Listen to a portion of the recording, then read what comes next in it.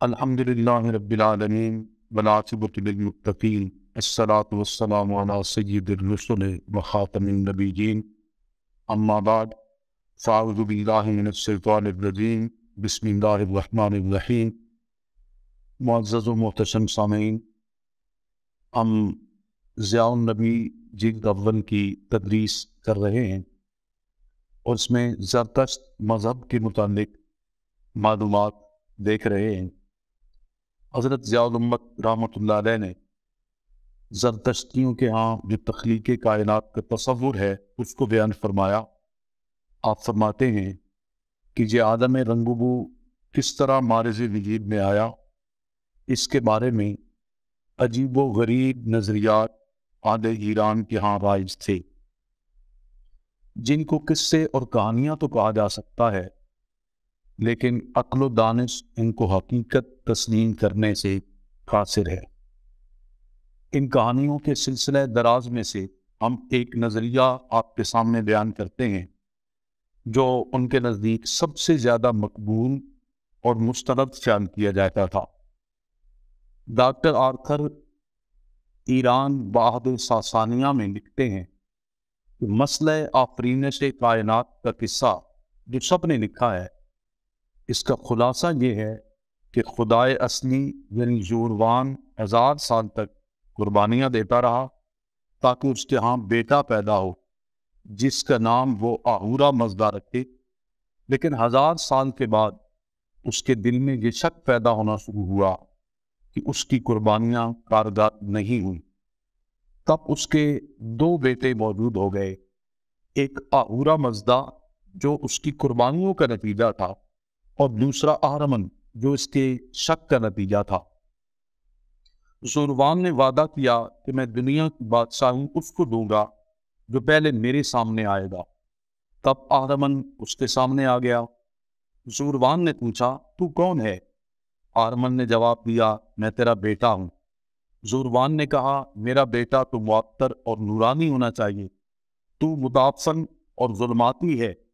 تب آہورا مزدا معطر اور نورانی جسم کے ساتھ پیدا ہوا۔ زوروان نے اسے بطور اپنے فرزند کے شناخت دیا اور اس سے کہا کہ اب تک تو میں تیرے لیے قربانیاں دیتا رہا اور اب آئندہ چاہیے کہ تو میرے لیے قربانیاں دے۔ اہرمن نے باپ کو اس کا وعدہ یاد دلایا کہ تو نے کہا تھا کہ جو پہلے میرے سامنے آئے گا اس کو بادشاہ بناؤں گا۔ زوروان نے کہا کہ میں 9000 سال کی بادشاہی تجھے دیتا ہوں، لیکن اس مدت کے گزرنے کے بعد آہورا مزدا اکیلا سلطنت کرے گا۔ اس نظریہ تخلیق کائنات کے مطالعہ سے اس کی لغویت از خود آشکارا ہو جاتی ہے، جس پر کسی تبصرہ کی ضرورت نہیں۔ جو اولاد کا محتاج ہو وہ خدا کیوں کر ہو سکتا ہے؟ جو خدا 1000 سال تک قربانیاں دیتا رہے اور اس کی امید بر نہ آئے تو ایسے خدا کی خدائی سے کسی مخلوق کی مشکل کیسے آسان ہوگی؟ 1000 سال کی قربانی کے بعد امید بر بھی آئی تو عجیب انداز سے کہ 2 بیٹے پیدا ہوئے، ایک سراپا خیر اور ایک مجسمہ شر۔ اس خدا کی مرضی تو یہ تھی کہ میں دنیا کی مملکت سراپا خیر بیٹے کو دوں گا، لیکن مجسمہ شر بیٹا اتنا عیار نکلا کہ اپنے باپ کو بھی پچھاڑ دیا اور اس کو مجبور کر دیا کہ وہ کائنات کی زوام حکومت اس کے حوالے کر دے۔ ناچار اور بے بس نوروان کو بادل ناخواستہ 9000 سال کے لیے اس دنیا کی حکومت اہرمن کے سپرد کرنا پڑی۔ یہ طفلانہ قصہ صرف قصہ ہی نہیں تھا، بلکہ عرصہ دراز تک ایک باشوکت و جبروت قوم کا عقیدہ بنا رہا جس پر وہ پختگی سے ڈٹی رہی۔ ایرانیوں کے مذہبی افکار و عقائد کے حوالے سے حضرت ضیاء الامت نے جو بیان کیا اس کو بیان کریں گے۔ آپ ارشاد فرماتے ہیں، جیسے پہلے بیان کیا جا چکا ہے کہ آریاؤں کے قدیم مذہب کی بنیاد عناصر طبعی، اجرام فلکی اور قدرتی طاقتوں کی پرستش پر تھی، لیکن ان کے ساتھ جلد ہی نئے خدا بھی شامل ہو گئے۔ اگرچہ زرتشت کی دعوت کے نتیجے میں انہوں نے تمام دیگر خداؤں کی پرستش کو ترک کر دیا اور خدائے علیم و حکیم یعنی آہورا مزدا کی عبادت شروع کر دی، لیکن زرتشت کی وفات کے بعد اس کے پیرو زیادہ دیر تک توحید خالص کے عقیدہ پر ثابت قدم نہ رہ سکے۔ سرپسی اس کی وجہ لکھتے ہیں کہ زرتشتی جب ترک وطن کر کے بحیرہ قزوین کے مغرب میں پہنچے تو یہاں کی آبادی کو آگ کی از حد تکرین کرتے ہوئے پایا، کیونکہ یہاں آگ زمین سے شعلوں کی صورت میں نکل رہی تھی۔ اگرچہ ارد گرد کا کوہستانی علاقہ برف کی چادر سے ڈھکا ہوا تھا، آگ کے شعلوں کا یوں بلند ہونا بڑا دل فریب منظر پیش کرتا تھا، بجائے اس کے کہ وہ اس کو اللہ تعالیٰ کی قدرت کی ایک بہت بڑی دلیل سمجھتے، لوگوں نے اس کو اپنا معبود بنا دیا اور اس طرح زرتشتیوں کو آگ کا پجاری کہا جانے لگا۔ آج بھی آگ کے تقدس کا قدیم تصور باقی ہے، کیونکہ ایرانی پارسی آج بھی نہ موم بتی کو بجھاتے ہیں اور نہ جلتی ہوئی لکڑی کو۔ سگریٹ نوشی ان کے ہاں قطعاً ممنوع ہے۔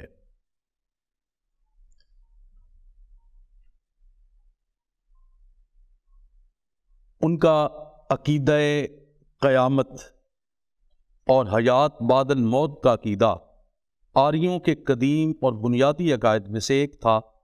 ان کا یہ ایمان تھا کہ مرنے کے بعد انسان کو زندہ کیا جائے گا، اور اگر اس نے دنیاوی زندگی میں نیک کام کیے ہیں تو اس کو ان کا اجر ملے گا اور وہ ہمیشہ کے لیے جنت میں مسرت و شادمانی کی زندگی بسر کرے گا، اور اگر اس نے برے کاموں میں اپنی زندگی برباد کی ہے تو جب وہ زندہ کیا جائے گا تو ان گناہوں کی اسے سزا بھگتنی ہوگی۔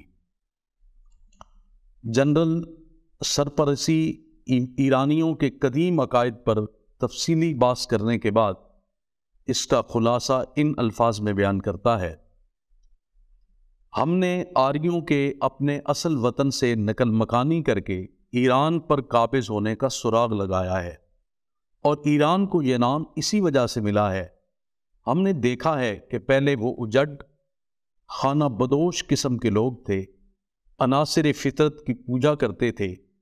جب ان میں زرتشت کی عظیم ہستی ظاہر ہوئی تو اس نے ان کے اساطیری تخیلات کو روحانیت عطا کی اور ایک خداوند اعلیٰ و برتر کی عبادت کی دعوت دی، جو خدا ان صفات کامل کا حامل ہے جو عیسیٰ علیہ السلام کے خدا میں پائی جاتی ہیں۔ زرتشت نے ہی آریوں کو یہ درس دیا کہ روح غیر فانی ہے، نیز اس نے امید و رجا کا ایک ایسا پیغام دیا جو ازمنہ قدیمہ سے لے کر آج 20ویں صدی تک اپنے ماننے والوں کے دلوں میں امید کا چراغ روشن رکھے ہوئے ہے۔ اسی نے یہ تعلیم دی کہ خیر و شر میں جو معرکہ برپا ہے، انسان آزاد ہے کہ وہ خواہ خیر کے لشکر میں شامل ہو جائے یا شر کے علم برداروں کے جتھے میں شریک ہو جائے۔ ہر انسان یہ بھی جانتا ہے کہ آخر کار خیر کو شر پر غلبہ نصیب ہوگا، جس طرح قحط سالی کو ابر رحمت آ کر ختم کر دیتا ہے۔ سرپرسی کہتا ہے کہ میری ناقص رائے میں اس سے بہتر زرتشت کے مذہب کے اصولوں کو بیان کرنا ممکن نہیں۔ جس طرح ان کا ہر عمر رسیدہ شخص نعرہ لگاتا ہے، ہماتا ہوخاتا ہوارشاتا، جس کا انگریزی زبان میں ترجمہ یہ ہے: good thoughts, good words, good deeds, یعنی پاکیزہ خیالات، شائستہ الفاظ اور نیک اعمال۔